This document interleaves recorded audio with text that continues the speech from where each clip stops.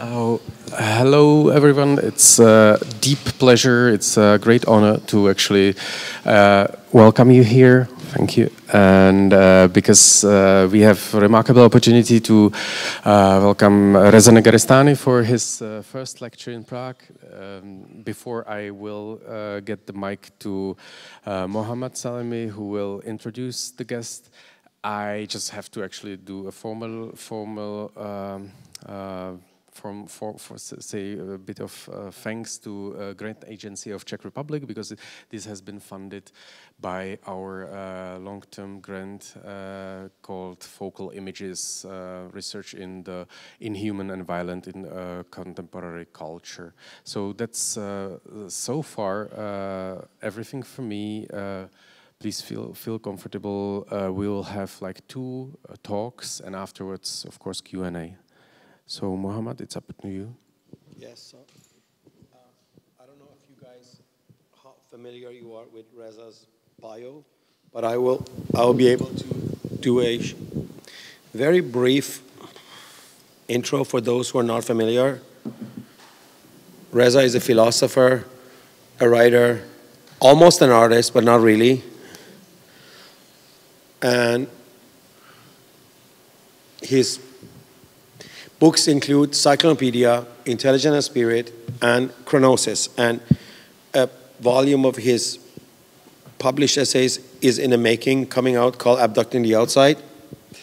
And the good news, which I will share with you, is that he's working on 2 new books. One of them is a fiction, a sci-fi fiction. The title is not set yet.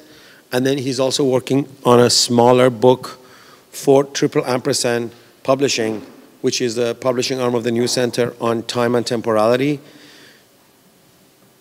Correct? Yes. Yes. And if you want to know about me, which I don't think you do, but I'm going to make sure you do, is my name is Mohammad Salemy. I'm the organizer of the New Center for Research and Practice. This event is part of a European tour that we have co-organized with several institutions. Reza began the tour in Delft, Netherlands. Then we moved on to Berlin. He did a lecture in Berlin. I totally recommend you access this website where you can find the content of his lecture and the notes and the graphics. It will only be there for a few more days because we're going to take it down because it's a work in progress. It basically, you go to the newcenter.org/picklebar, one word. A fantastic paper. I felt so proud while I witnessed him delivering that paper. After Berlin, we went to Porto, where we have a long-term partnership with a sort of independent art school in Porto, where we celebrated the 10th year anniversary of New Center. There, Reza spoke about art in general. And after Porto, we did a gig in Vienna as part of, it was basically part of the Angewandten, which is like the other art school in Vienna, which does more craft and architecture. And there Reza managed to revisit his first book, Cyclonopedia, and sort of put a new sort of like twist on the book, build on arguments made in the book. Also was very impressive how he kind of like basically talked about most people didn't really understand Cyclonopedia, and this is really what I meant. Unfortunately, we did not, it won't be available as a video or something, but we'll do our best to somehow publish it, because I think it's an essential reading for those who have read Cyclonopedia, who have been kind of maybe misguided by the real sort of like intention of the author. And this is our final stop in the European tour. And if you're wondering what we will be doing, I will tell you about it. You guys have read the abstract or not? Are you aware of the abstract for tonight? Yes or no? Yes? Yeah, so I would still try to read it, because I think it's kind of important for those who haven't had a chance to read it. So the title is called "But Where Do Zombies Come From?" This title basically refers to Robert Heinlein's short story called All You Zombies.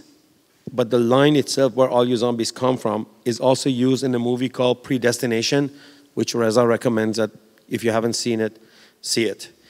And actually, the zombies are basically both the artist and the art audience in a way. So that's really like to tell you what Reza thinks of the art. And so he will deliver a lecture titled, But Where Do Zombies Come From? Outlining intelligence and its depth, as part of the roundtable on intelligence, its limit, and art, which will be something we'll be doing, 3 of us here, and you can join by asking questions or providing your opinion. I just have a few words about having a chance to get to know Reza and work with him. I met Reza for the first time in New York in 2012. I was very, not skeptic, but agnostic about his whole this person that I knew. He's Iranian from the same country. And I showed up to the lecture, and the lecture not only was impressive, but it basically was the missing component of a 2-year research that I had began with the help of the Canada Council to basically look into the impacts of planetary computation. This is a term that Benjamin Bratton coined later. I used to call it something else, but I'm just like basically using Benjamin's word for it. The impact of planetary scale computation on art, creativity, and human subjectivity. And Reza's paper delivered that night just seemed perfectly fit and answer a lot of the questions that all the work I had done for a year and a half had not. And I just remember walking to him and introducing myself and saying, like, you lifting the flag of philosophy that for a few hundred years from Iran has been on the floor, and I'm just so impressed that an Iranian is actually addressing some of these very pertinent questions that I have been kind of like looking for. And then Reza helped me finalize that project. That essay became central point in which a lot of artworks were selected or commissioned for an exhibition that was also part of my research project. And we called the exhibition Cyclonopedia Iranica. And I invited a group of Iranian artists from both inside and outside of Iran to respond to Reza's paper with new work or work that they thought it fits. A lot of those artists have go on to become important figures. Gelar Khoshgozharan was just hired to replace Andrea Fraser at UCLA. Tala Madani is a very celebrated painter, and many, many other Iranian artists were part of that show. And my collaboration with Reza continued on. We worked on creating the new center together, and Reza has been a central figure in sustaining the intellectual inquiries that him and his people and my people and our people have been continued to do. And we've been asking Václav to actually teach for us, but he's been so busy here. So hopefully, I think next semester or next season, we will have Václav teaching something for us at the new center. And one thing that's important about Reza is that he's unlike other academic people you know. Most academic people kind of like come up with like a set of ideas, a few important writers, and they basically just work on those and kind of like build on that. I'm not necessarily saying that's a bad thing. We need a specialist who basically spend their whole life thinking about Hegel or thinking about, I don't know, Reza Negarestani or whatever. But Reza not only gets bored by just sticking to a figure, but also he realizes that there's more to the argument. So when I met Reza, he would consider himself part of sort of like, not speculative realism, because Reza always stood outside of the mainstream of speculative realism. The word I used to describe his work was radical speculation, because he seemed to be way more critical and radical compared to people affiliated with that. And then right when I was beginning to get to know him, Reza moved into what we know as Prometheanism, neo-rationalism. It was the time that Accelerate Manifesto came out. We all sort of like were people who read the manifesto, commented on it before it sort of was leaked by Peter Wolfendale. Made Nick and Alex very upset, but he did the right thing by releasing it, right? And even then, Reza did not stick to sellers. He did not stick to people who sort of began the neo-rationalist journey. Reza was interested in Chinese Hegelians for a while and brought a lot of those discussions into focus. And basically then there's the Carnap period, which actually this is sort of like the intelligence period. Some of the arguments in the introduction of the book are part of the seminars that Reza has done for the New Center. And right when you think, okay, he's settling on this, a few months ago, he came out in defense of God, not necessarily from a theological perspective, but it's philosophical necessity of having God, or almost like, as I think of it, is like even if God doesn't exist, as Nietzsche said, we have to recreate him in order to basically outsource the sustenance of what Reza has called in private conversation with me, the consistency of the cosmic rules. So we can outsource that and really deal with the rest of it.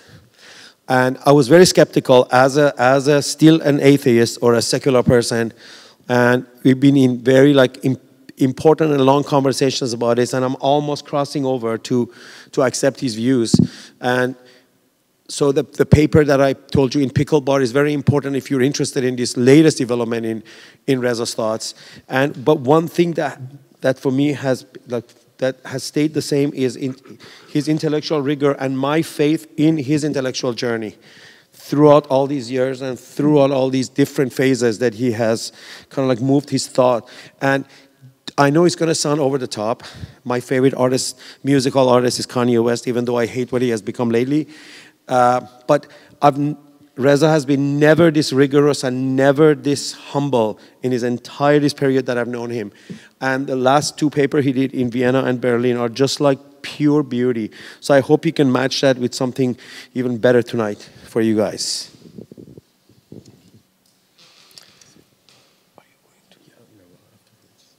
Are you sure? Yeah. You can go first. No.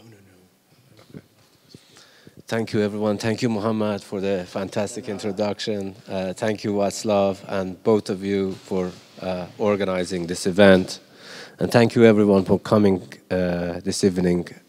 So I'm going to essentially read some passages from Intelligence and Spirit, last chapter, with some notes and commentaries interspersed with some updates, and I think that would allow us to move forward to Václav response and then Q&A.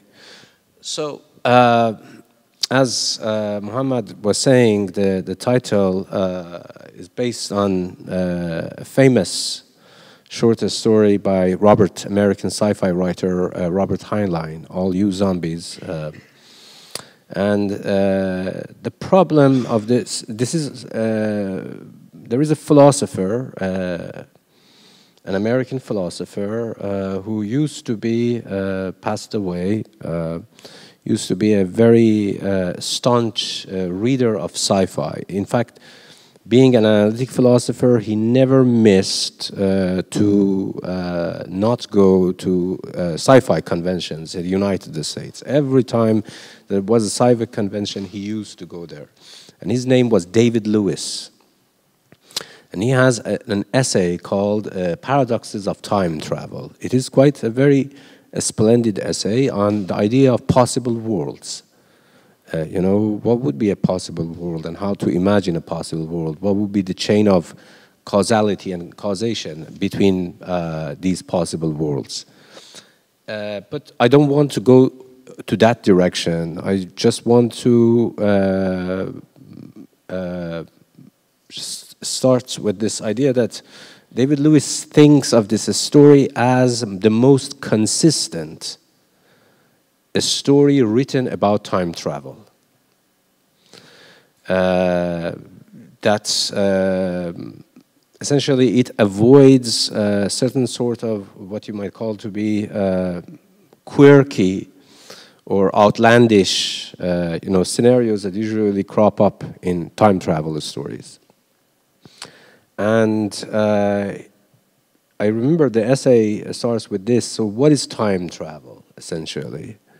And Heinlein, David Lewis says that it is the inevitable discrepancy between time and time.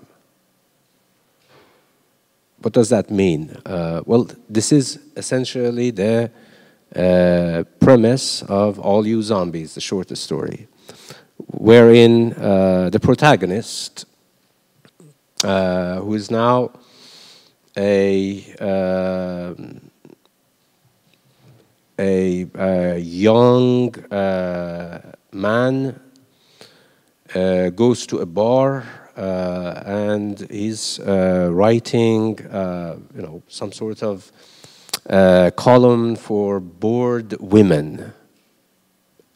And then he goes and sees this bartender, and the bartender starts a very special conversation with this young man who strangely looks like as if he has recently gone through gender transition.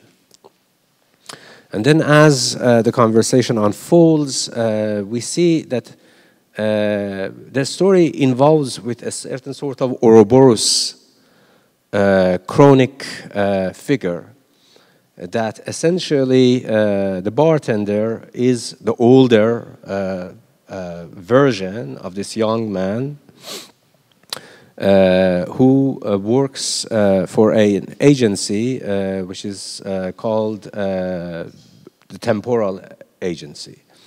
It is he has recruited himself as an agent, going back in time, and then rescuing herself, getting injured during one of the missions, going through a radical sex surgery, becoming a man, marrying herself or himself, giving a child, and this child put in an orphanage through this special program made by himself in a temporal agency, supposed to be an agent, a time-traveling agent, that ultimately, at the same time, become a terrorist and a rescuer of the world, right? And he's always, and the last passage, the last paragraph of this story is that he has to kill himself, the terrorist version of himself, which is an old drunkard man. But he also misses, his female version, who basically, he says at the end that I love you dearly, I miss you so much. And then the famous line that we know where we have all come from, meaning he and his other versions, her previous version, the child version, the girl who is a little bit autistic, and then, the other sort of versions. And then it says that we know where we have all come from, but where do you all zombies, meaning regular people, come from? On the surface, this looks like merely a story about time travel, but it is also, in a very specific sense, it's about self-cultivation of intelligence. What is intelligence, essentially? But when I say intelligence, I do not mean IQ, I don't mean it sentience or even sapience. I mean it intelligence in a broad sense, general intelligence. Here, general is a qualitative, qualifier, adjective for the word intelligence. And obviously, the conditions of possibility of intelligence, well, the intelligence ultimately needs to be intersubjective and collective, right? And it starts with a concrete particularity, and then it moves toward concrete universality in a kind of Hegelian sort of move. And obviously, this move in other hardline stories, but also in Chinese New Confucianism, what Mo was talking about, the Chinese philosophy's take on Kant and Hegel, it involves a loop of self-cultivation.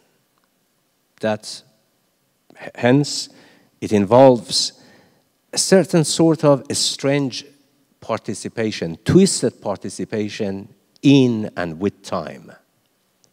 The intelligence entangled with the problem of time. Right. You might ask why? Well, because the ultimate goal of intelligence is to deepen the intelligibility of itself and the world of which it is a part. And this intelligibility is not just theoretical intelligibility, but intelligibility of its own praxis. Not theoretical and practical intelligibility, but also axiological intelligibility, namely the intelligibility of what makes intelligence a value in itself.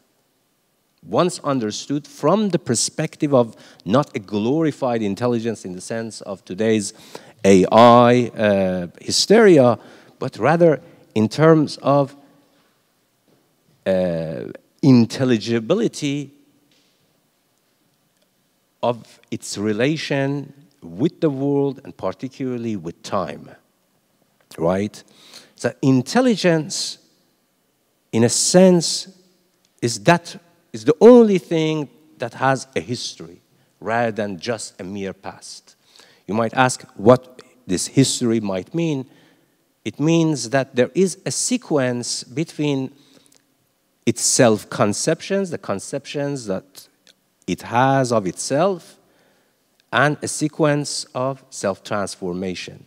How it transforms itself concretely based on what it takes itself to be, or what it conceives itself as, namely self-conception. So, as I said, intelligence is only intelligible as intelligence in the context of its concrete and elaborate commitments to what we might call self-betterment. Here, by self-betterment, I mean self-determination, meaning the concrete apprehension of positive freedom. What is positive freedom? It means not freedom from, it's not a liberty, merely liberty, the idea of liberty that usually we associate with liberalism and, equality, but positive freedom. Freedom to do something with time and itself in time, right? Under constraints. It's a form of enablement.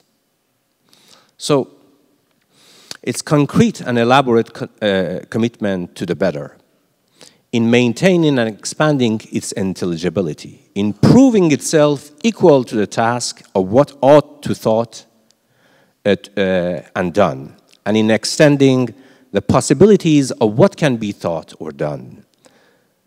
By risking its present life, and you see, when we are talking about time and relation of intelligence with time, there is always something that we usually lose sight of. Precisely because when we are talking about relation of intelligence and time, time has an ineradicable component which is called risk. Risk, namely contingency, is the indelible component of time. So there is no such a thing as an intelligence without risk. In fact, for intelligence to embark on self-determination, emancipation, collectively or concretely, historically, it needs to take risk. But not a blind risk. It's a risk, which I mentioned, which is the indelible component, the core component of time itself. So, by risking its present life and its given constitution for what is better in that sense of positive freedom, it demonstrates that what it currently risks, its life or self-identification with a given constitution, like how it appears right now to itself, such as humans, right? How we appear to ourselves right now as Homo sapiens, as these sort of a species of our historical epoch is not exactly who we are. The meaning of the human is vastly underexplored. We only see the appearance of our current self-conception, right? So it demonstrates that what it currently risks is not an essential part of it, while that for which it risks, namely its freedom, its positive freedom, is. Intelligence does not identify itself with what presently constitutes it. Instead, it's taking risks in order to become better, i.e., it's realizing itself by recognizing what it currently is not. Constitutes the essential part of what makes it intelligence. In risking its home and comfort, by practically elaborating its pursuit of positive freedom, it makes the case that neither its biological life nor what affords its comfort is an essential part of the self it consists of.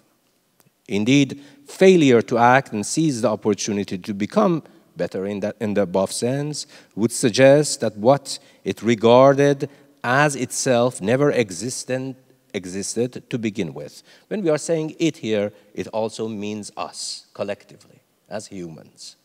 Because we are merely humans, or an index of intelligence, except that we are living in the prehistory of intelligence, in the above sense, in its relation to time. Indeed, in the same vein, if intelligence gives up its concrete search for the better, then it was never intelligence at all, even when it aspired to be, right? Intelligence only exists in the domain of the essentially and concretely self-conscious mind as a practical project and not merely a theoretical one.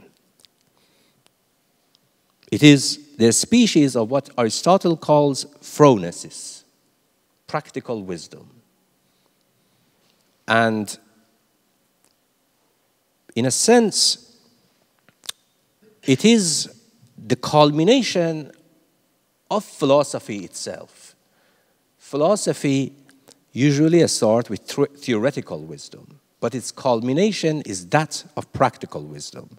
And many people have commented on this, that why is that philosophers who, always have this sort of occupy a position in philosophy as a sort of what we can call a privileged site of errancy, lacks sensible brain. Why is that philosophers are always tyrant lovers? From beginning with Plato, then you go up to Heidegger, and so many others, right? Hume even. It's precisely because their philosophical brain is underdeveloped, precisely because they have never taken seriously that part that complements the theoretical wisdom, which is phronosis, practical, sensible wisdom, right? And praxis here is a project, the project of positive freedom, what we can do, or what we ought to do, given the certain sort of historical and conceptual constraints under which we act. It is no accident that intelligence is always popularly intuited as a force, hence, coming back to Heinlein, that arrives back from the murky future, from nowhere and no when, along the same path that was once deemed too risky to take. So the commitment to expanding the scope of what is intelligible and to realizing an intelligence that is better than us is commitment to both our own intelligibility and our own intelligence. In abandoning such a commitment on the basis of its intrinsic risk, we discard precisely what entitles us to any right, freedom, or claim in the first place. Without embracing the risk, nothing could be said to be intelligible ontologically, epistemologically, or axiologically. There simply would be no intelligence. The fear of tragedies, however, here can be justified when we say that, okay, so if intelligence is entangled or intertwined with risk, then what about the tragedies that has happened in the name of intelligence, right? So the fear of tragedies is justified, but so is the adoption of risk as a vehicle for avoiding tragedies that would be inevitable if we were to abide by the status quo. We should not be paralyzed by the fear that if we take risks for the better, in the sense of concrete historical project of collective self-determination, then the worst will inevitably happen. For as Seneca says, even bad fortune is fickle. The response, so we can talk about this risk, and Mohammad knows this passage from Intelligence and Spirit, that we can go and look, as I said, we are living in the prehistory of intelligence. We are essentially the cave dwellers of the Platonic cave. Approximately 1 billion years ago, the first rudimentary forms of neural information processing began to develop. Over 500 million years ago, during the Cambrian period, the evolution of a more complex nervous system combined with advanced systems of sensory differential responsiveness, particularly the visual tracking system, set off the perception catastrophe that led to the organization of the nervous system as a rudimentary organ of alienation, capable of generating a designated mental discontinuity with its surroundings.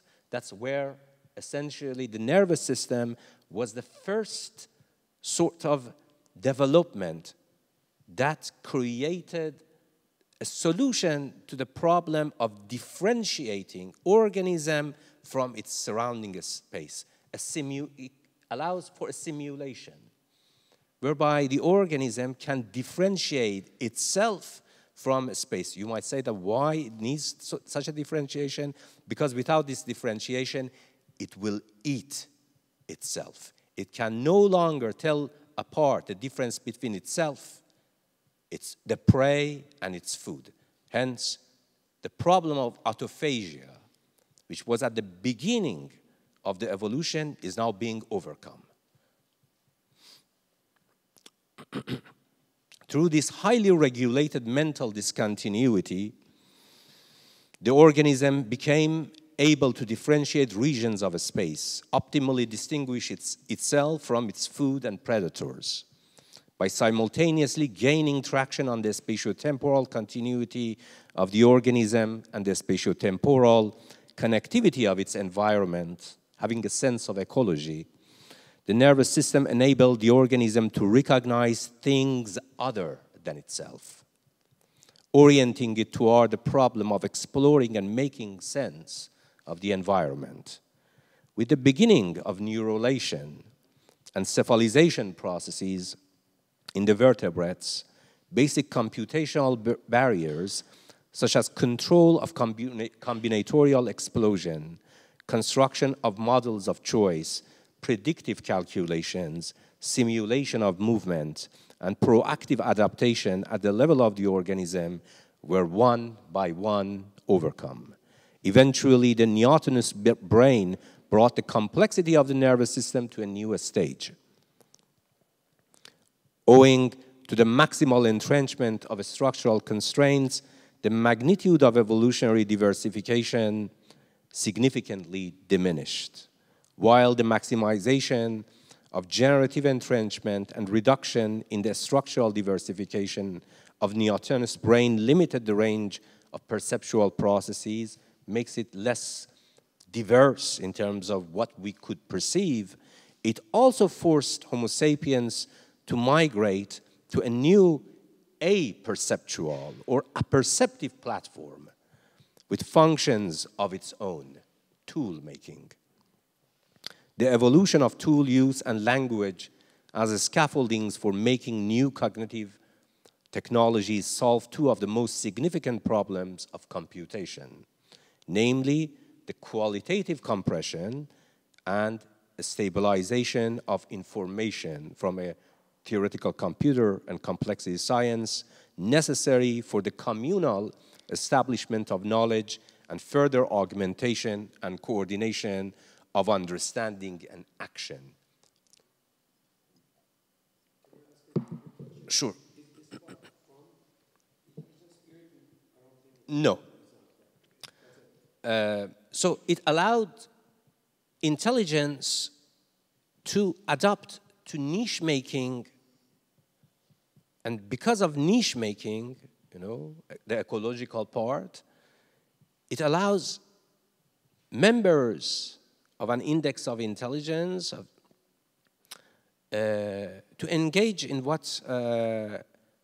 Jaroslav Peregrin has called the practice of mind reading and mind shaping.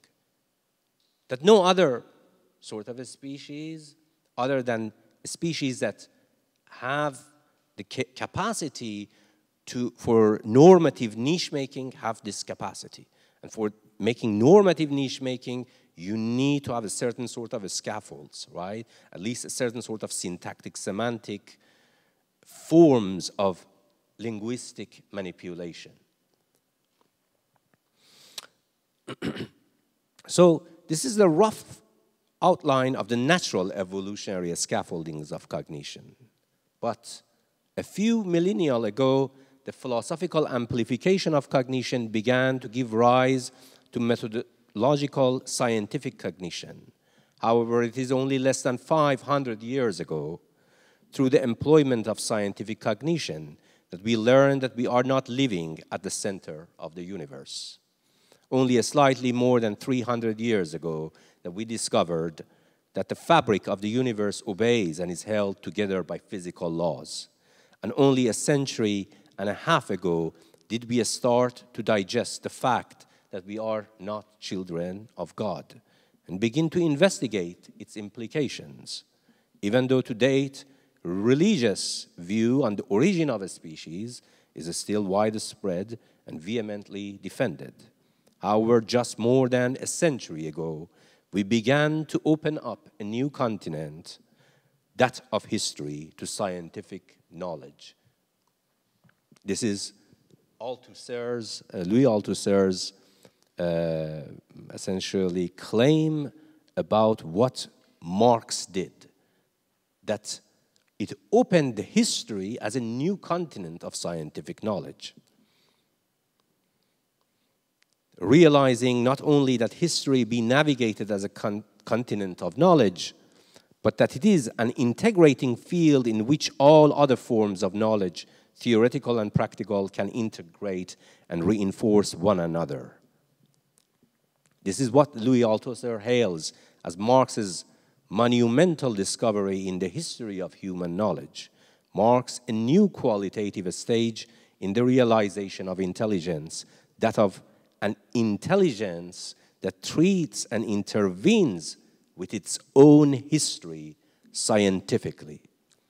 This is a form of intelligence that liberates new demands and opportunities as to what to think and what to do, by sufficiently linking epistemic mediation, technoscience, and socio-political intervention, consolidating them as an organization necessary for the realization of an augmented cognition that can bring about the better in the sense of positive freedom.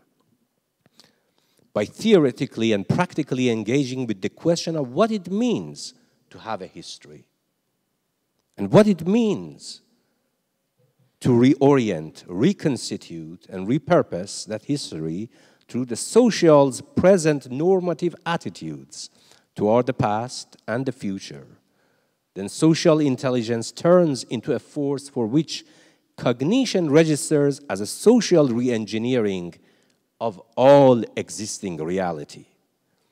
The discovery of history, namely the intertwinement of time and risk, conception and transformation, as a new continent of knowledge wherein technoscience, economy, politics, ethics, and social emancipatory collective struggle can be integrated and can reinforce one another, is in effect the deepening of the reality of history in terms of both its recollective, retrospective, and its diversifying prospective dimensions. But deepening the reality of history is nothing but repurposing and reconstituting it through a process of rediscovery and intervention. The knowledge of history in this sense, as a science, as trivial as it may sound, on the one hand opens up history to the abyss of the intelligible, and on the other hand, by demanding that we unswervingly, unfalteringly think and act on intelligibilities, reshapes that history. This is not a progressive, weak historical march through temporal history, but the determinate conception of history from know when and nowhere. A time in which the possibility of overturning any given foundational or concluded or illusorily appearing as concluded or achieved totality of history is actualized.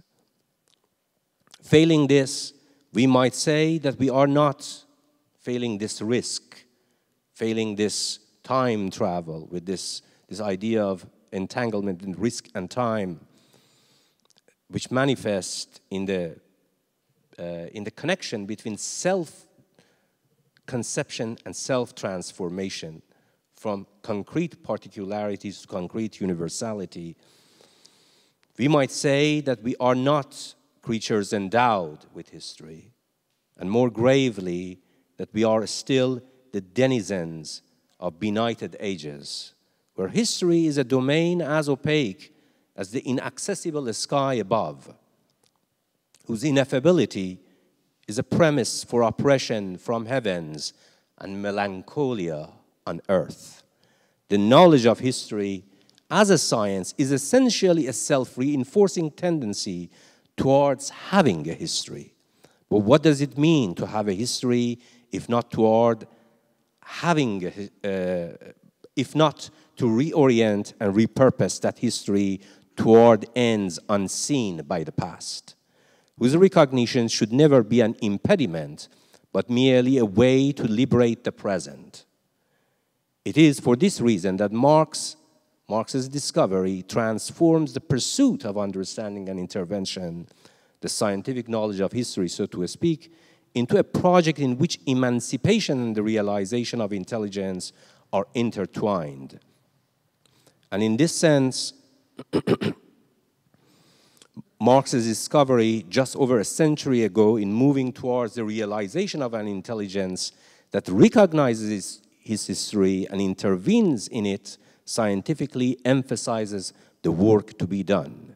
Yet more importantly, it signifies the truth of our age, that we are merely living in the prehistory of intelligence. Those who moan or are bored with the pace at which intelligence, collectively understood as the concrete elaborator for positive freedom, is being realized, should look elsewhere, either to God as a sky daddy or some other opiate, or to mixture of both, magic. The recognition and realization of intelligence as that which dissolves all given totalities or illusion of achieved totalities of history, capitalism,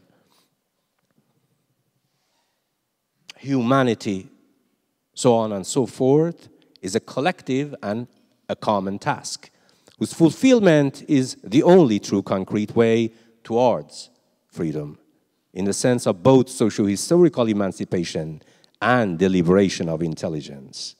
Intelligence establishes its worth by committing to something better, something that strives harder to wrest its autonomy from what once constituted, and in elaborating its freedom, become more capable of overcoming the given and achieved totalities of history.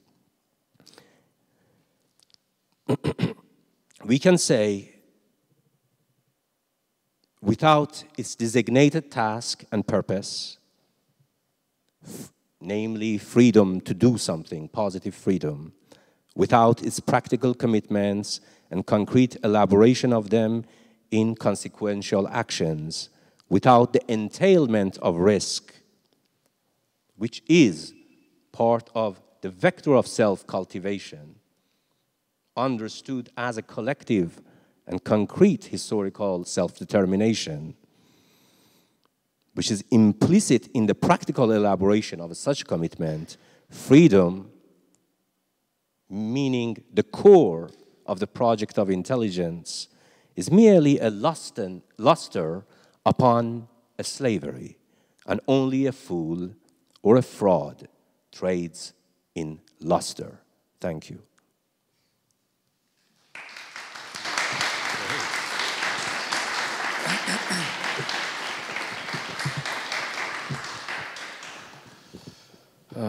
Wow, it's an immensely hard task, you can guess, to talk about or to talk after actually your lecture. And I've been immensely looking forward for this opportunity. Yet apparently it's actually really hard to accept this invitation, since I guess this event is a mutual invitation. You invited, or you proposed you could come to Prague, which I was so happy about to accept and to create this invitation for you. So it's a kind of mutual invitation, and my humble compliment, or my short paper, should be just an elaboration of what does it take to accept this invitation. What does it take, in your words, to accept the risk of being together, or of critically reflecting upon each other's thoughts.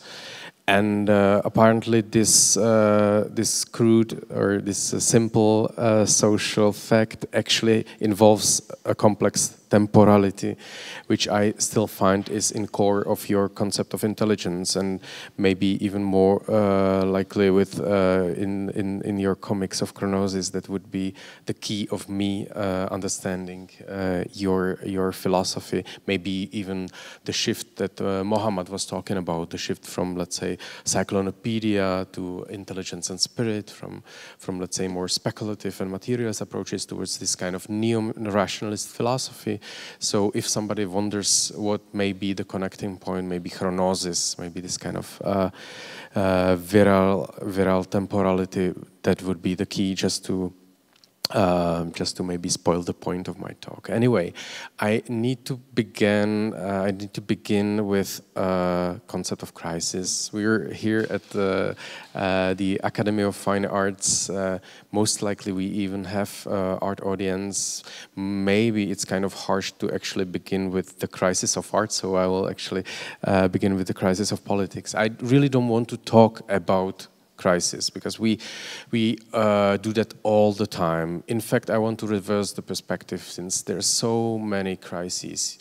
You can, of course, tie it to the environmental catastrophes. You can tie that to the rampaging populism. You can tie that to conspiracies, the corrosion of some sort of democratic consensus. You name it. There's tons of crises. We just happen to be completely familiar with actually living in the crisis. And there's tons of critical theorists that can do the job better, and that you can read how they deal with the crisis. I don't want to talk about a crisis in a way. I want to use it as a refracting tool. If we, I don't know, for instance, look at art as not something that reflects upon the social issues and tries to somehow defend the right part of the split, or tries to somehow palliatively come to help, I want to actually reverse the perspective and use the crisis in art in order to actually get back to the crisis of the social body in general. Therefore, we don't only have like so many critical, I don't know, examples, aspects, attitudes in art. We have so many engaging issues and controversies in art itself, and the problem apparently is not that art would not be political. The problem is the reverse, that we really live in this kind of political overkill in art, and this kind of hyper-politicization of everything, even against the will of those who actually create art. And I think this comes very much in hand, or very much in my mind, in terms of what you are doing. In other words, if we were to fabricate the question for which your concept of intelligence and your talk has been an answer, I think we have to get to this like anti-critical or anti-crisis envelope of contemporary art. What we may learn from the crisis in art is that it definitely belongs to some sort of tradition, and today we're just like looking at the limits of intelligence, and therefore limits of the temporality of its self-causation. But what we call art today, or namely contemporary art, has a very peculiar evolution. It has completely reverted the historical trajectory of modern art, and it's like linear progression, or the linearity that modern art has always been associated with. And something very similar actually happened in the development of philosophy, particularly continental philosophy. Yet it's not really that much, scrutinized. And very similarly, as we actually talk about contemporary philosophy, we could talk about contemporary philosophy that shares not only the cultural context and the particular split from the modernist and linear temporality, as I briefly sketched it out, but also shares some of the pitfalls and problems.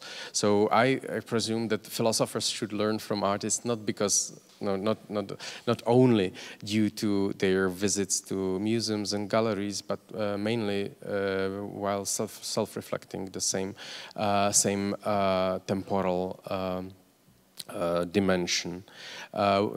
To just cut through the chase and get to the bottom line, what we now live both in art and in philosophy, or critical theory, as we may, I think, more properly call it at the moment, is this remodeling of criticality into currency, which actually creates from critical theory an applied theory. In the very same way, we can, in art, talk about activism as an applied art, which, of course, is a category we still need, and we can actually develop appropriate modes of criticism and its acceptance or consummation or development. But we have to admit the rift which is between the former critical basis of modern art in the linear progression of experimentation with the form, and the current fairly dominant artivist model of doing away with the politics of performance and performative politics and politics of spectatorship, etc. And maybe I just want to really catch or stay tiny bit with this rift between the criticality and application, when we think, when we do art. And because this, in my view, frames and envelopes your project. One would maybe wonder why we need this kind of, fundamental project for philosophy, intelligence that tries to somehow self-causate itself and that tries to develop something better than itself. This kind of getting back, I don't know, maybe to Socrates, or this kind of ultimate function or ultimate mission of philosophy. And we may need that precisely because it envelopes the hyper-politicized role of thinking and art in today's world. You already touched upon the kind of the other of thinking, and you touched upon the fact that, again, in grasping itself, the intelligence grasps the outside. But we have to actually think very hard about what is the outside, because it's not just some sort of unsymptomatic, unthought, but it's a very peculiar type of unthought that we may connect to populism, conspiracy theorizing. We may connect that even to the rampant automation of intelligence that we actually face. And it's not only about, I don't know, ChatGPT hype or some sort of singularity thinking or other, myopic visions of the technology today, but it's actually really the other of thought, the force that tries to revert the project of intelligence that you talked about, rather than actually being on the boulevard or avant-garde, which is usually the kind of techno-optimistic narrative of actually transcending the boundaries of human intelligence and delving into some sort of AGI wet dream. But as you rightly pointed, intelligence is circular. It's a project that has a center, that does not really divide between human intelligence and artificial intelligence. And again, this particular, for me, tiny bit circular temporality and this kind of self-causation may be abstract answer, yet it is an answer. I don't want to, I'm actually looking so much for the discussion, and I don't want to take much more time, yet I, of course, have to get back at least for a moment to Robert Heinlein and his short story that you basically framed as a story about intelligence and not only time, since in your complex system, intelligence actually is time. And while I'm usually referring to this type of temporality as in a circular or, let's say, spiral manner, this is actually how we should, I don't know, imagine this kind of circularity of intelligence developing itself precisely against the grain of the everyday or of the unthought. But you've recounted or retold the story, so I will actually add up one more to the mix, and that's precisely chronosis, to which I already referred. The story can be read as this enveloping or unfolding of time.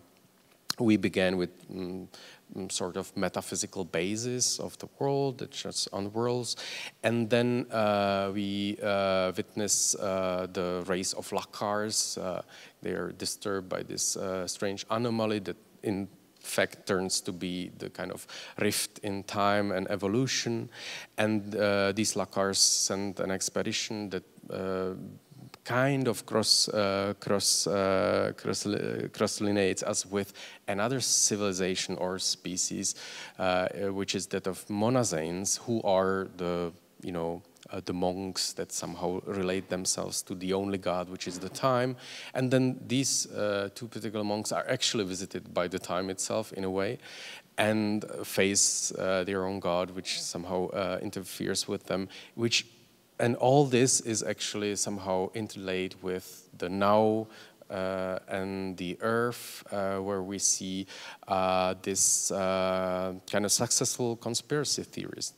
And this, for me, is an envelopment of time in a way that I don't know, we would more traditionally kind of imagine the time being in the center, then the monastics of the time being in, let's say, the first floor, the Lacars already on a good track of this kind of evolutionary reinvention of their world being on the second level, and of course humans still unknown, still unknowing about this potential temporality on the last stage. But this is not how it works like in general, because rather this is a model of how time spreads through this particular comics and maybe through intelligence as a concentric project. Because the same way we can frame the humans, defining the present, that is, of course, our present that we wonder about. Then, of course, this kind of evolutionary alternative of Lacars. Then, of course, this kind of more religious take to the upper part of reflection of what is time, and then the time itself, spreading all around this bubble that we may call time for ourselves, time for humans. So this would be my, not only my reading of Chronosis, and not only maybe the connection point between Cyclonopedia and intelligence and spirit, but maybe this is a crude metaphor of how to imagine that art can work with time. So what we today, I believe, need is not just more art about the critical aspects of today. We know that the conspiracies or the conspiracy theories and the populism, they won't go away because of our critical reflection. No, we need to completely rethink in what time we actually create things, in what time we relate to them, in what time we think about them. Because again, usually critical theory is a critical reflection that comes afterwards, what it tends to reflect. And apparently this is not the way that we can do anything about the problems we have today. So we need a kind of envelopment in time to somehow properly respond to what we are living, because critical theory is definitely part of the problem we face, which I don't know, we may associate with the overabundance of theory and the overproduction and the surplus capture that is so prevalent in the media-based cultural production. So what we need today to accept the risk, or to accept the invitation, or to kind of re-engage in individuation, which again is a highly circular movement, is to understand how we became zombies, and how to envelop ourselves, how to be the time agents that recruit ourselves. And I still believe that art is here to make us these time agents. Okay, this is everything for my part. Thank you.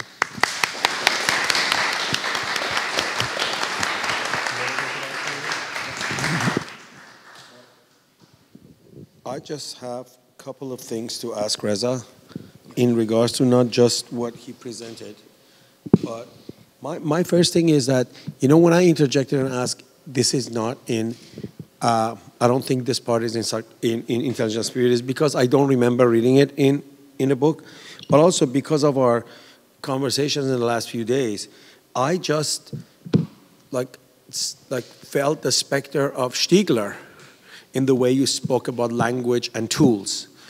And because of our conversation, I just want to ask you of how do you think, how do you account for that Stieglerian idea of technology and how you brought it to the paper? So that's first. You want to answer that and then we continue, or you think it's just should I add more, or? You can add more and then. Yes, okay, so let me just go to my notes. So that was really, because I'm a big fan of Stiegler, and I immediately noticed his spirit being called upon into the room. Also, I think we owe it to the audience here that you did such a great elaboration of what is positive freedom. Also talk about, you just mentioned briefly negative freedom, but not in its name. You called it freedom to, or freedom from, and we walked away. But also, like, you know what I mean? I don't think we can just focus on positive freedom.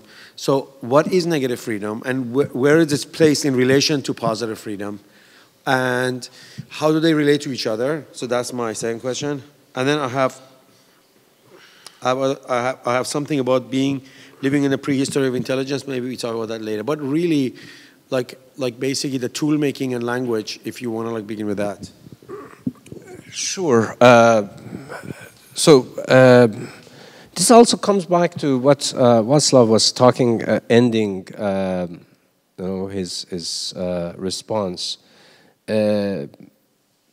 There is something another way to think about intelligence in terms of this envelopment of time, that you can see it either, the human being, the conspiracy theorist David Icke being at the center, and then Munazze'ins, the avatars of time called, a kind of a Parmenidean figures being at the edge, or they were at the center.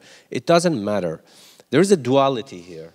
That these are kind of reflecting one another.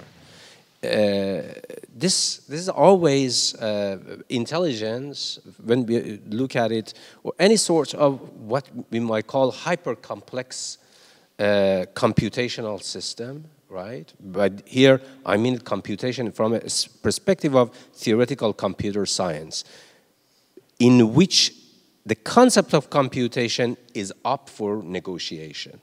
Right. This is not as if it is completely based on the model given by Turing and Church-Turing thesis. Yes, it is still responds to the problem of incomputability, halting and decision problem, as proposed by Turing, Church and Turing thesis. But nevertheless, there is something else to it. This is what's is usually called, and then what I'm going to talk about technology and tool making. We can look at intelligence in this sort of concrete historical manifestation that I mentioned as something that in computer science they call a deep object. What is a deep object? This is a reference to a terminology by a physicist and a computer scientist who used to work for IBM named Charles Bennett. It is essentially an extension of Kolmogorov complexity, algorithmic information theory, namely the informational complexity of a system and its increase over time. This is called logical depth. Now, there are two computer scientists who are considered to be legends in theoretical computer science. And they have a book called, it's called The Bible of Theoretical Computer Science. It's called An Introduction to Kolmogorov Complexity. They introduce logical depth as such. One may consider a book on number theory difficult or deep. The book will list a number of difficult theorems of number theory. However, it has very low Kolmogorov complexity, namely it doesn't have informational complexity.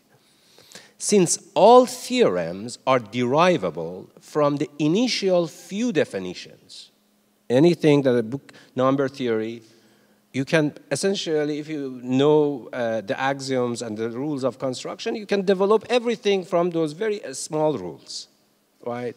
It might look to an uninitiated person as a difficult book because it's difficult for a layman, but it is not really deep book in a computational sense.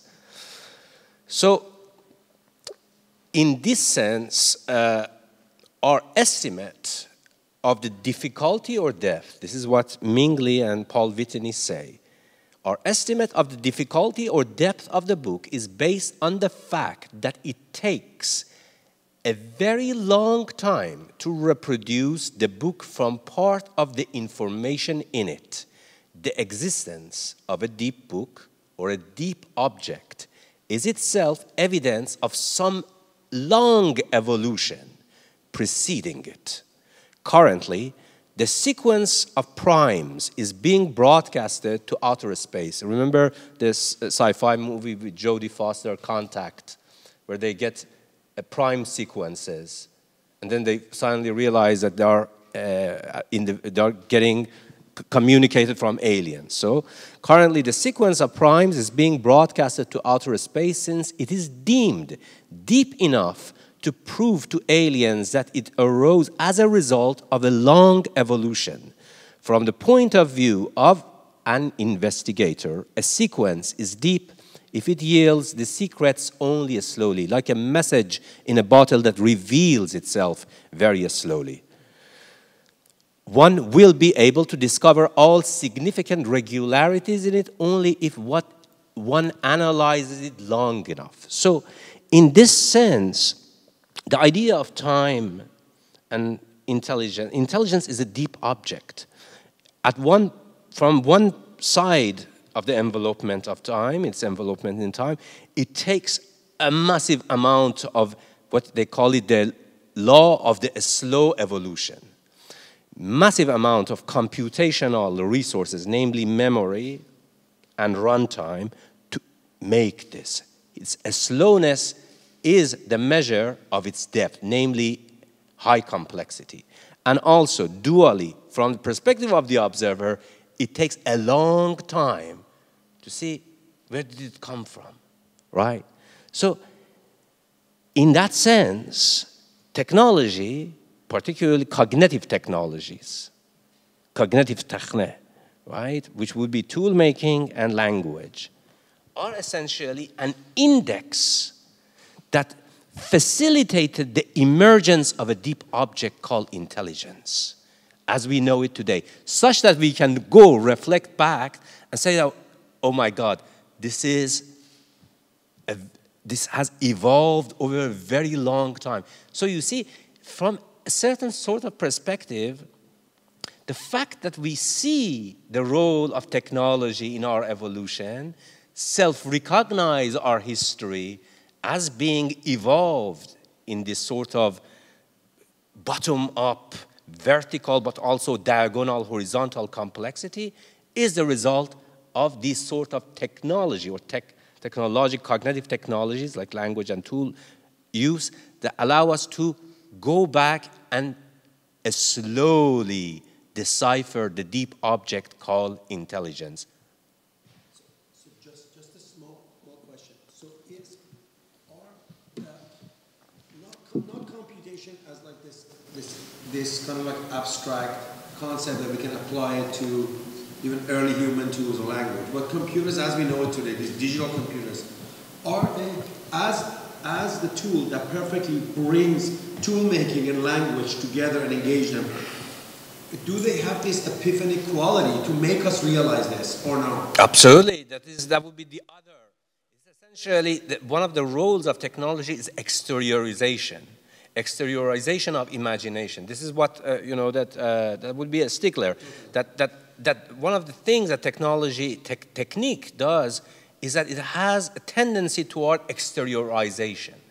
That it allows us to imagine from the outside, from the exteriority. That would be, you can see it in the Meno's dialogue in Plato, where the slave boy can't remember, can't recollect, right? And then uses the technique of drawing in the sand, right? With bunch of lines, and then suddenly everything comes. The full Euclid's element shines forth in the sand, right? That it realizes that, yes, this is it. What it has been forgetting is this. And yes, computer in this sense, even ChatGPT, I know that it's historically overglorified, but yes, these are exteriorizing indexes of imagination that help us realize essentially the depth of what we have done, where we have come from. Other people might have been zombies, but we now have a better grasp of where we have come from. So with regard to the question of negative freedom, so I mean, I understand that, you know, it's probably not best way to talk about this, but it was Isaiah Berlin who,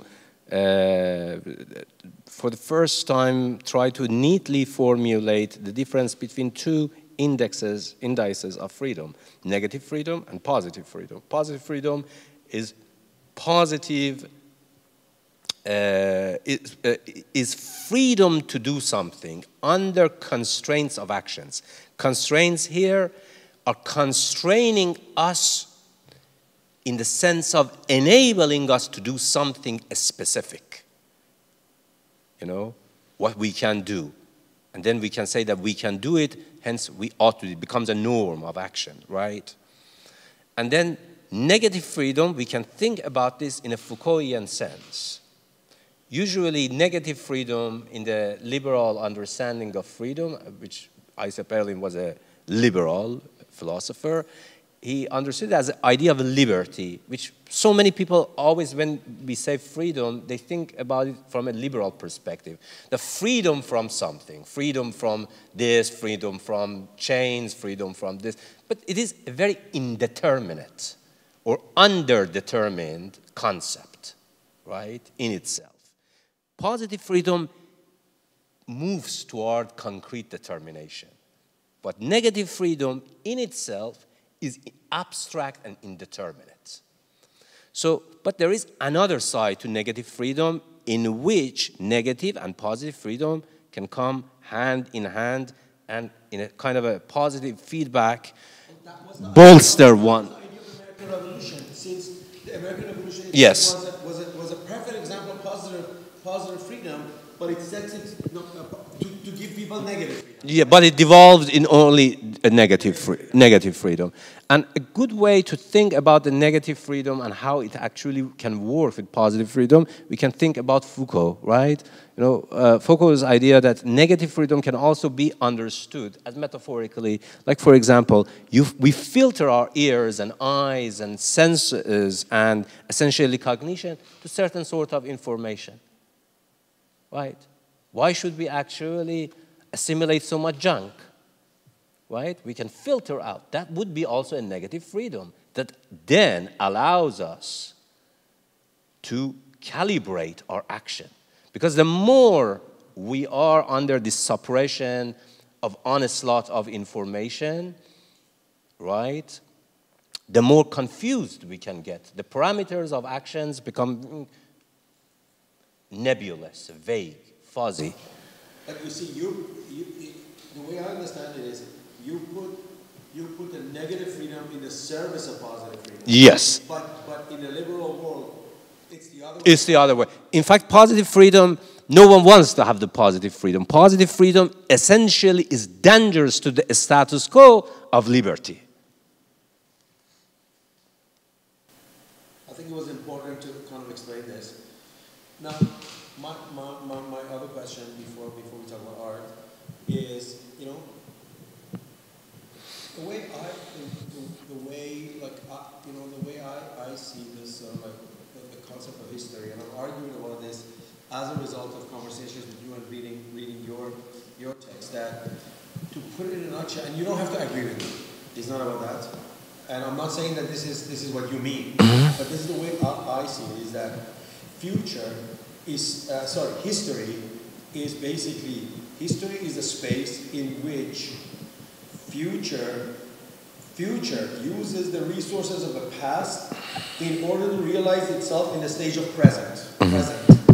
So future uses whatever exists in the past in order to realize itself the way it wants, but it comes with certain contingencies, risks, because you don't know what happens in the stage of present, right? Yes. But really, most people, when they talk about history, they think it's past, or history is something that happened in the past. But yes. To me, history is actually it's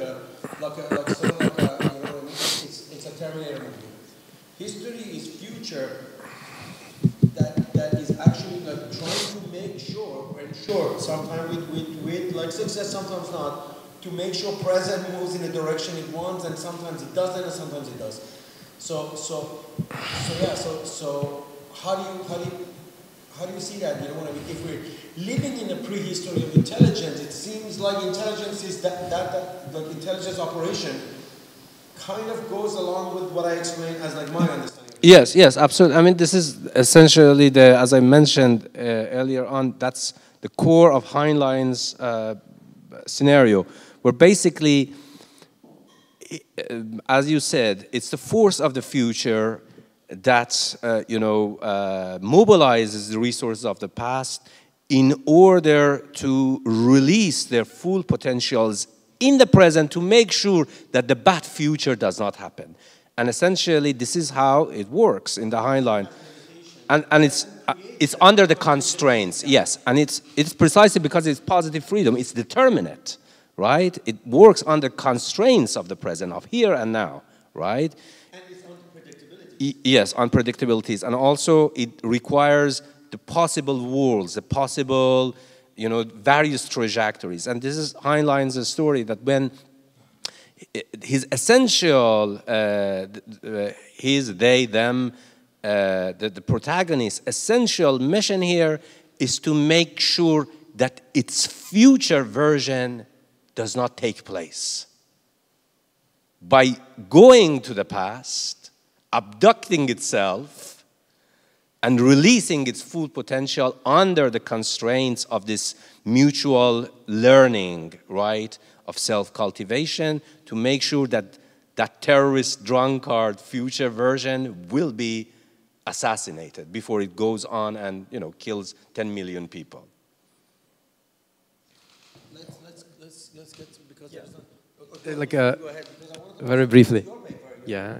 That was my attempt, but we can do that. Maybe just really a banal or maybe obvious thing, and to explain even my kind of intermission is, this is precisely how I imagined art, and I think art is nothing if not this kind of chronopolitical intermission, and that is to again, to inspect what kind of past is used by what kind of future, and this is precisely how we can feed into this kind of envelopment of time. And art is a temporal project where history is not something like set by the authorities, but something that we invent in retrospect from the future. Just to continue on, and it sounds like this is like the truism after everything that was discussed by you guys. But to me, the crisis of art is the crisis of history, and it's not just in art and philosophy, but basically just history in general.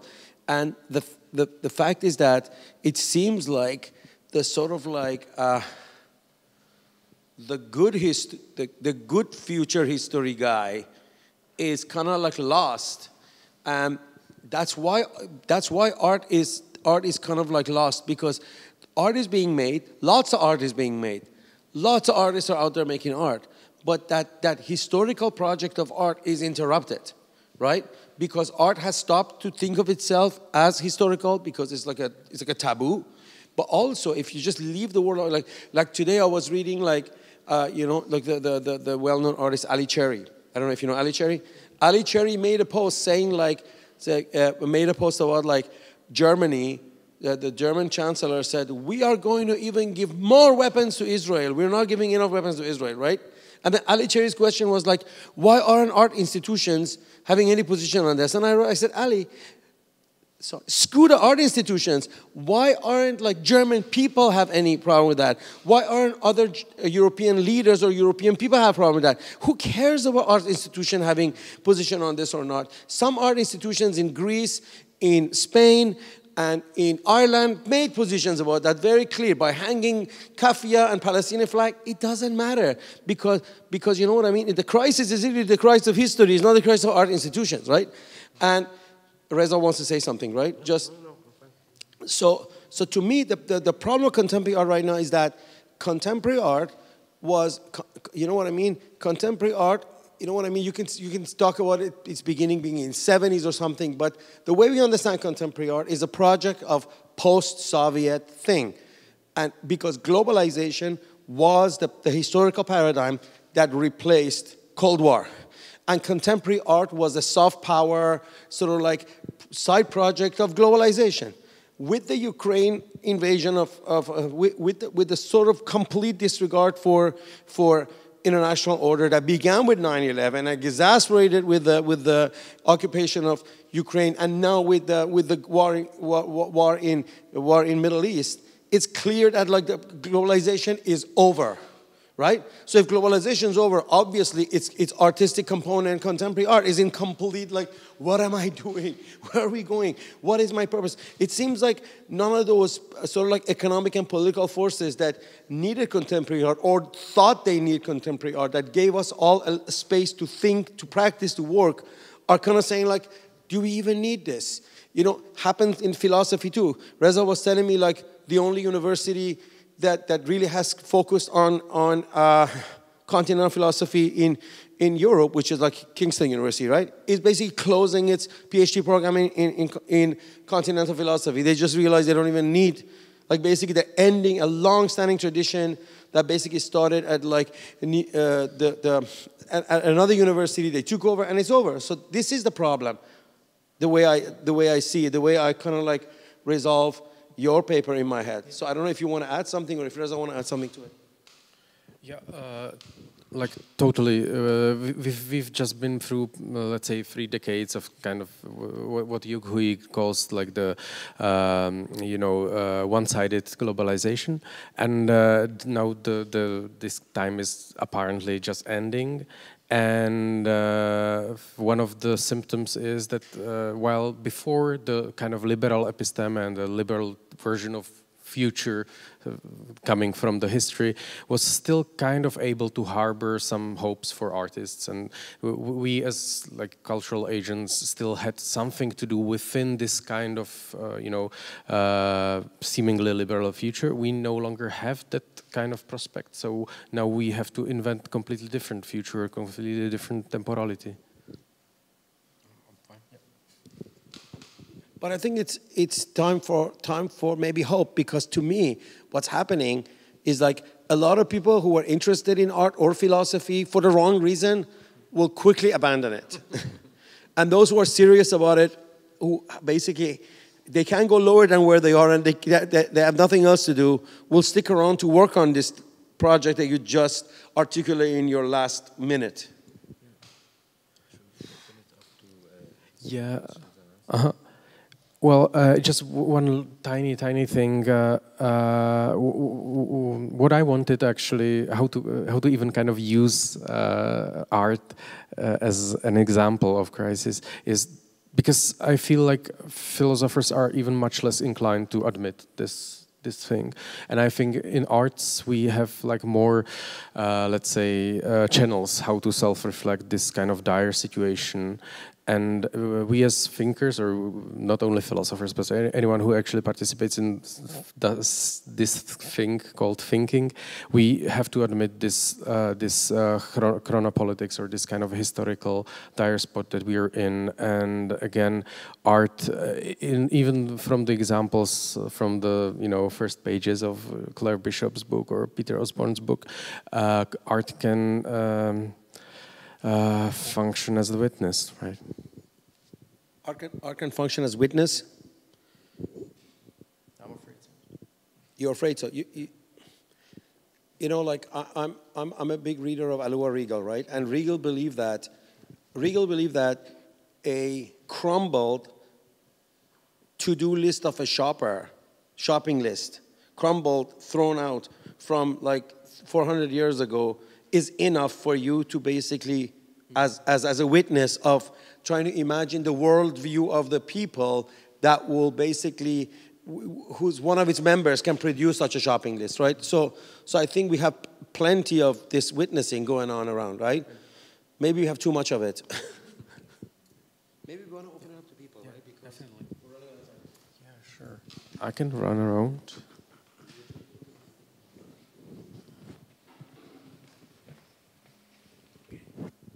Thank you. I really enjoyed the lecture. I liked your twists on Hegelian philosophy and all that. But I would like to ask, it seems to me that you're talking about time as a substance. Like I don't quite get what is time for you.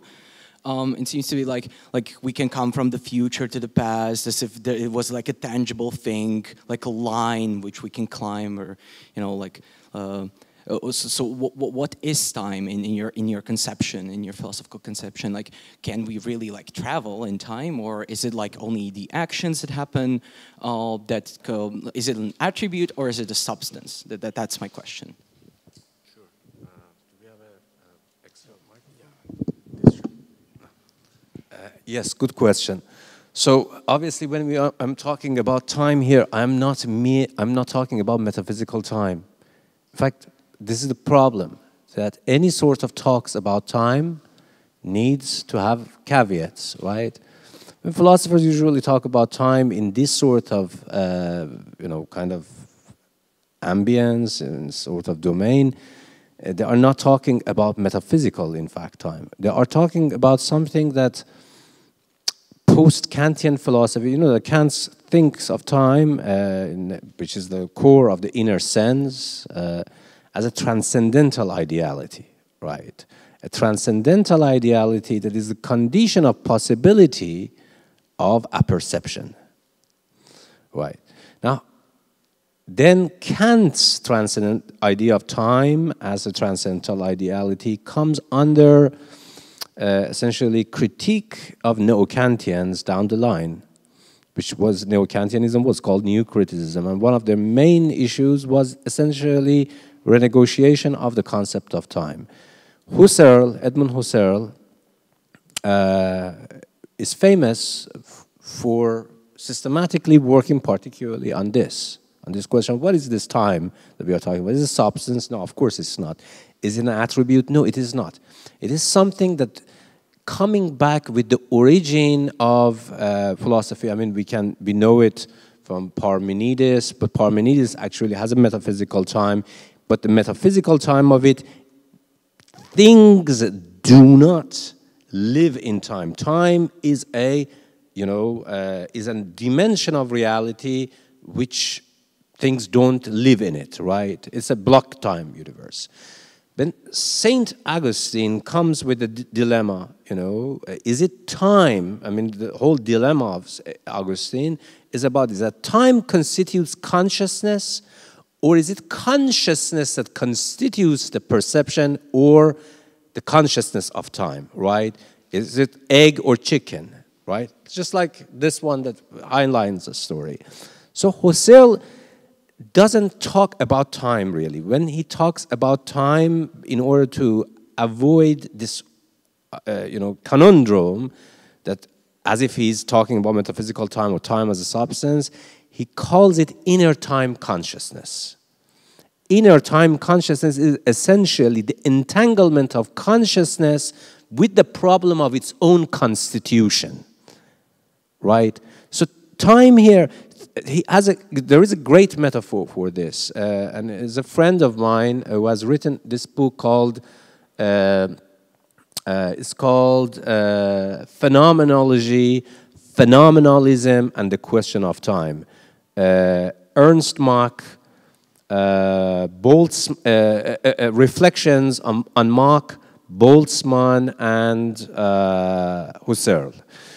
And a way to think about time in inner time consciousness, the problem of it is constituted or is constituting, and its relation to consciousness, would be a high-speed train, right?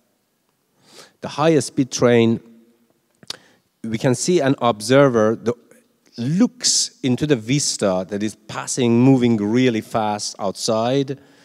These are what we might call to be, the constituted consciousness and its relation to time, as the train moves really fast. But there is also a relation, an immanent relation with time of the consciousness, not consciousness of time, the time of consciousness. And that's really the train itself, right? So think about the observer inside the train and the train itself. This is the problem of inner time consciousness, which is usually represented as a diagram with a horizontal, with a vertical axis, and a diagonal line that weaves these together. This is called the melody diagram. Think about, for example, how memory in different sort of ways synthesizes the perception of time. And the perception of time, again, in a strange sort of loop, generates the consciousness of time. Like when we go to an opera, listening to a harmony, and there's someone else who comes who hasn't, but we have the memory of the melody. But for someone who has come just like 5 minutes ago and hadn't had a memory, the future time consciousness has a other sort of tendency.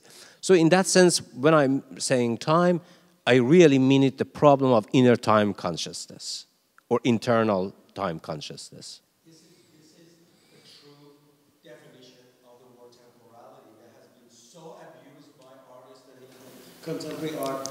Most of the people who use the word temporality have no idea, just interchangeably use. They just basically said, "Oh, time is an old school word. Let's use temporality." But the way Husserl and Bergson talk about temporality is in inner time consciousness, the experience of time, right? So that's it's an experience of time and the time of experience. And in Husserl, these two are essentially part of the same thing. It's just that depending on how we look at it on the train or from the inside the car through the window to the vista, it can change this perception. It becomes the experience of time or the time of experience. The physical time, then, it's the cosmic time. That is external to us, right? Yes. That's time, the physical time. Yeah, that would be a metaphysical time, which essentially Husserl doesn't want to talk about this because it doesn't. Yes, essentially, yes. But Bergson likes to talk about it and likes to basically call it too mechanical, too measured, too constraining, because he basically valorizes this inner time experience without really distinguishing these two, like Husserl, right? Yes, yes, absolutely. And the origin of this problem also comes from Boltzmann, from Ludwig Boltzmann. Ludwig Boltzmann was a philosopher other than just being a physicist, right? And he has, other than lectures on gas theory, has a magnificent series of lectures in a book called Lectures on the Principles of Mechanics. This is essentially the phenomenological understanding of time that is necessary for explaining, which Boltzmann, at the end of his life, thought that he hasn't accomplished that task, to explain the second law of thermodynamics, namely reconciling the time asymmetry at the level of the observer and macroscopic phenomena, and time at the level of symmetrical laws of physics. Because symmetrical laws of physics do not actually say that entropy increases with the arrow of time. Arrow of time, which is asymmetrical, only holds for asymmetrical phenomena, meaning macroscopic phenomena. And to essentially reconcile the symmetric and the asymmetric view was his task, in order to explain, is there such a thing that with the increase of time, entropy increases, right? So the origin is literally in modern philosophy, comes from this particular moment in Boltzmann. Other people have questions? I don't know how much time do we have. Can we take another question? Yeah, sure. And that gentleman over there too.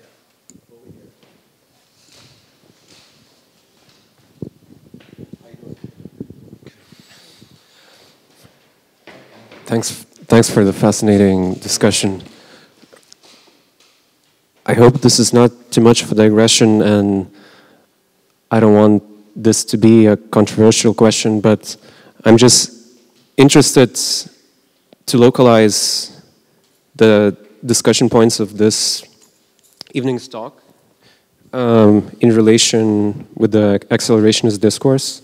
So at least on the internet, what I pick up and how people often tend to draw this relationship within the accelerationist discourse is that, especially the Intelligence and Spirit project, is a kind of commentary on Nikland's thought. Is that in the sense that there is a different claim in where accelerationism should be going to. But to specify more, especially because many things have been said about time in this evening, I think the key difference in Land's conception of time and your conception of time is that you, Reza, propose to see intelligence as time, meanwhile Land proposes to see capital as time. Yes. And so there is this contrast in the understanding where time begins and how it unfolds and how we are entangled with time. And I think then this also connects with where you place other theories, or where you place the component of freedom in it. Because in the Landian perspective, from the perspective of capital, we then see ourselves more as the players in this kind of game theoretical framework. Meanwhile, in your framework, I would say that you presuppose that, or you propose that there is not only the self-conception of humans as players, but also as those who transform the framework. So I would just be interested in how would you comment on this antagonism, or could this be seen as a response between intelligence and time and capitalist time? Sure. I mean, obviously this takes a very long answer. I'm just going to give a very short version of it, and then hopefully we can, while we are smoking outside, I can talk a little bit more about this. So this sort of what we might call to be antagonism comes from a very specific problem. At least it's the tip of the iceberg, right? It's the idea that Land does not want the concept of rational agency, or in fact agency. But when we are talking about agency, we don't mean it in a kind of hubristic, humanistic agency. Rational agency simply means agency that in deploying concepts, it deploys judgments.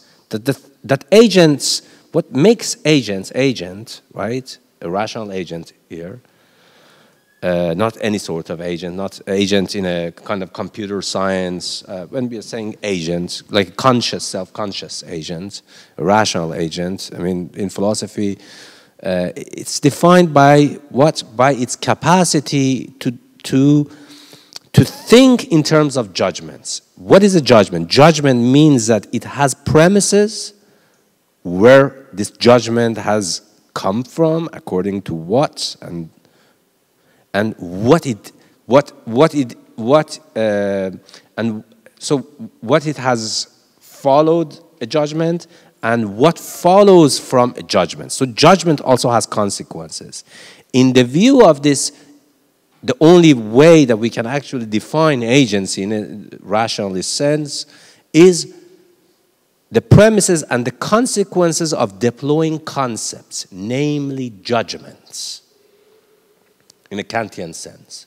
Because concepts, meaning bringing into conception, is an act of judgment, right? Whereas Land does not believe in this agency, right? And his belief in essentially non-existence of agency is very different from, I would say, kind of new materialism. That, well, new materialism actually goes a different way. We're saying that, no, there is no agency, there is no rational agency, there's just like fascist humanism and that sort of essentialism and so on and so forth. new materialism wants to dilute agency. It dilutes agency, that agency becomes so prevalent that it simply ceases to exist, right? You know, if everything is an agency, then there is no agency, right? Whereas essentially land wants to think about an understanding of time, which I would say is fundamentally, in a way, metaphysical. And this time is the Darwinian deep time, hypothesized historically under the rubric of capitalism itself. That capitalism is essentially the crystallization of the algorithmic program within the Darwinian deep time, namely evolution, right? So this is... But the problem is that this other conception of time or let's call it non-agency, which is agency, shares some characteristics with the one you describe in terms of self-betterment, learning from the yes, past, yes, having a future, absolutely, absolutely. Realized project, incorporating risk, realizing that risk has also it shares a lot of it, and it's very easy to confuse the two or be sort of like, you know. Yes, it's essentially because once you take the agency away, and that's the bottom-up approach of land by way of Darwinian deep time and metaphysical time allows, is that it, in a kind of a surreptitious manner, it also gets rid of the history, the idea of self-conception and self-determination. It's just like, you know,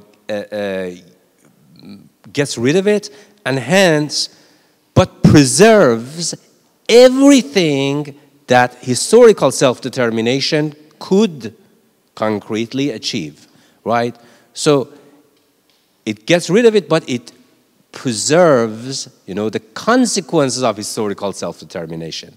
But precisely because it has already got rid of the agency, got rid of the history in the sense that you were talking about, its idea of self-betterment is just a hypothesization of what has already taken place, or the hypothesization of the consequences of metaphysical time in a very sort of shady ideological way, right? That is not justifiable anymore. That is not even tractable as a science of history, right? This is one of the things that I think Land is great at, is precisely, bypassing the problem. But by bypassing problem, he creates a lot of what you might call to be pseudo, essentially, concepts, which are the replicas of the concept of history and its consequences. But now these concepts are being reinvented for the idea of this metaphysical Darwinian deep time, right? Which then capitalism, in fact, from a Landian perspective, is the agency itself. Is the agency itself. In a very contradictory, inconsistent sort of manner. And yes, I'll bring it for you. Thank you. Thank you, all three of you, for the lectures and discussions. And maybe I would like to come back to the topic of the intelligence and its praxis as a self-looping technique which corrects and projects itself in the future. And you mentioned practice and practical wisdom as a kind of parallel to theoretical wisdom, as I understood, or as a kind of alternative. And also there was a notion of practice. So whether we can consider the art as a kind of parallel tactic for the self-betterment. And one more question for Václav, and maybe Mohammad also, that Václav was speaking about this hyper-politicization of art.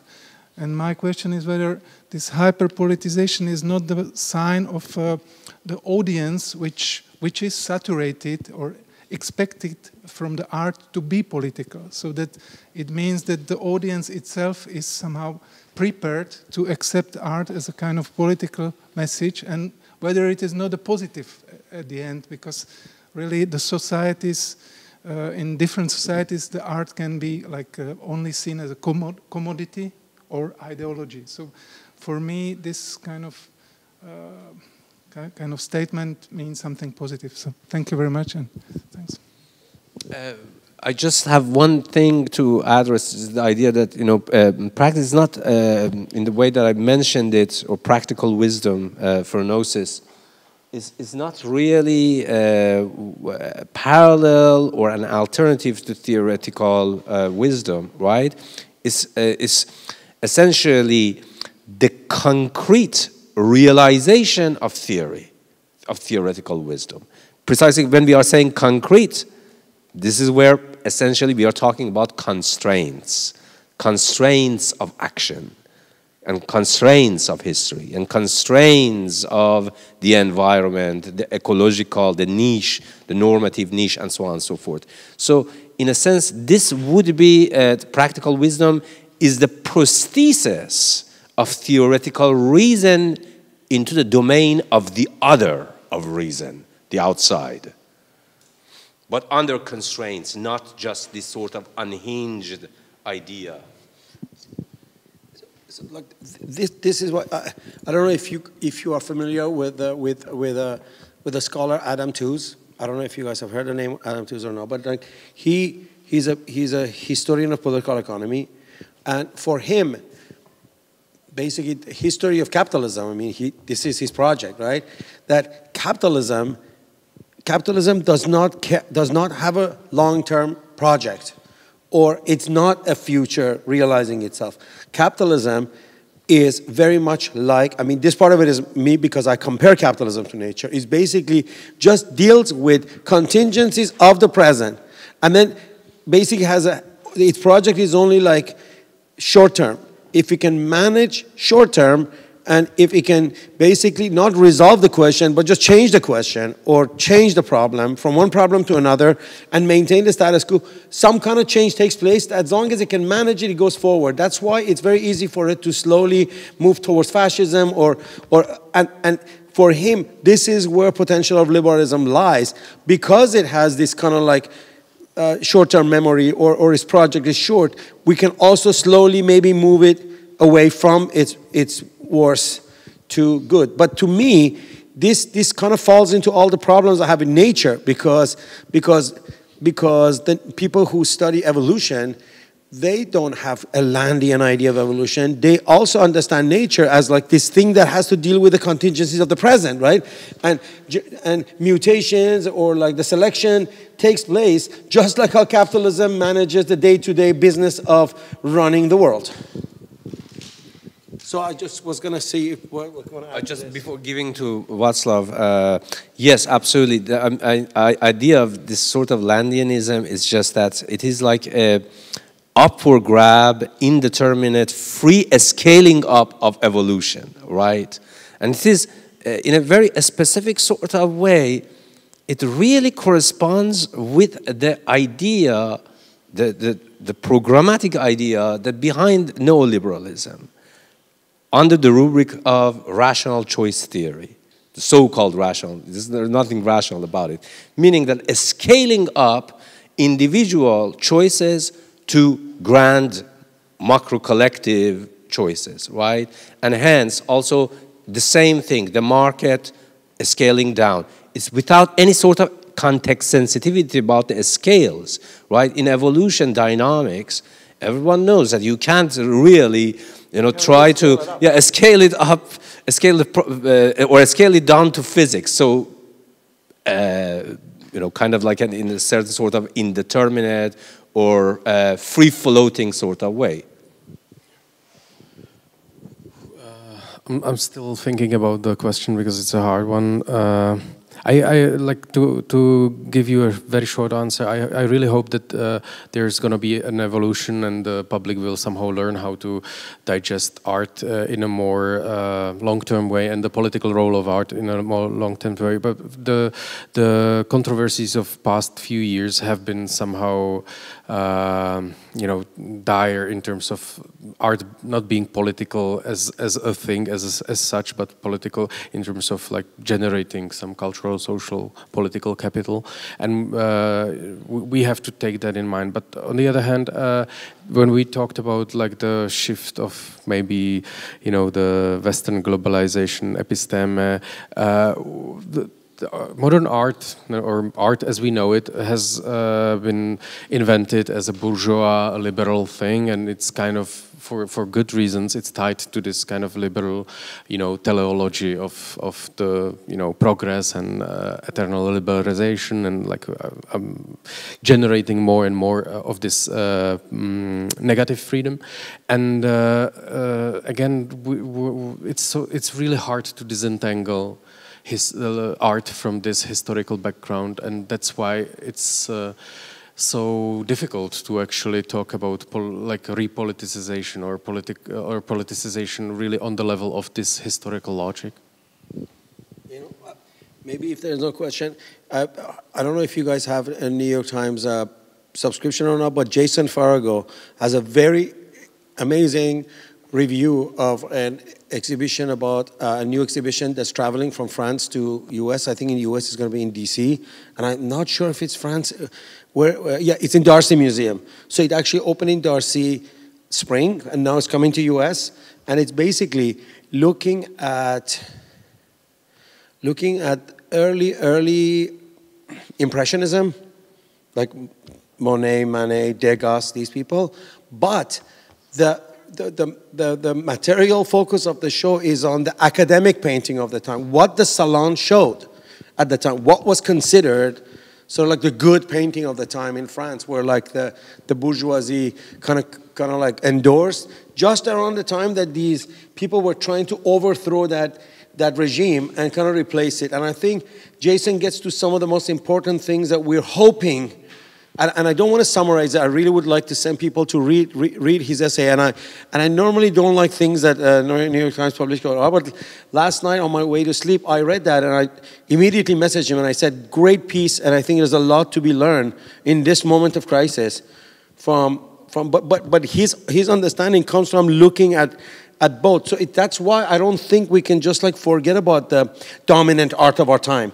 I think what is showing in Venice Biennale, like this, I don't know, this like bizarre pavilion from your country, which actually we focused on and interviewed its curator, and was published in Ocula, and others are like, or like that bizarre exhibition at, you know, I did not mention that we went to Venice when I explained your tour. Actually, Reza had a stop in Venice. He spoke in front of the German pavilion with one of the artists of the German pavilion, Yael Bartana, right? And in the 1 hour and a half that we had left, we quickly went to few pavilions. But to me, the lifetime achievement of the worst pavilion went to not to Czech Republic, but it actually went to England with John Akomfra, right? So these type of dominant art forms, with all of their pretense to politicality, with all of their opulence and use of like 600,000 displays and basically money, hundreds of thousands of dollars or euros or pounds being spent on it, are very needed in order for this other thing to kind of like to happen, right? So we can't just throw it away and say we can forget about it and start something new. We really need that around the corner. Right. Thank you so much. Do we wrap it up? Sure. I mean, yeah, it has been a long day, and I hope we're gonna continue in more informal discussions. It has been like my utmost pleasure to have all of you here. Once more, thanks to Grant Agency of Czech Republic, to the Academy of Fine Arts, to the Faculty of Humanities, Charles University, all participating in this and funding this. I hope this will like spike and perpetuate more discussions, and hopefully you can even stay with us and talk some more. Thank you all for coming.